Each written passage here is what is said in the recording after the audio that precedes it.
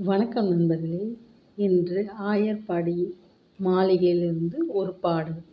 ஆயர்பாடி மாளிகையில் தாய்மடியில் கன்றினைப் போல் மாயக்கண்ணன் தூங்குகின்றான் தாலேலோ. ஆயர்பாடி மாளிகையில் தாய்மடியில் கன்றினைப் போல் மாயக்கண்ணன் தூங்குகிறான் தாலேலோ. அவன் வாய் நிறைய மண்ணை உண்டு மண்டலத்தை காட்டிய பின் ஓய்வெடுத்து தூங்குகிறான் ஆராரோ. ஓய்வெடுத்து தூங்குகிறான் ஆராரோ.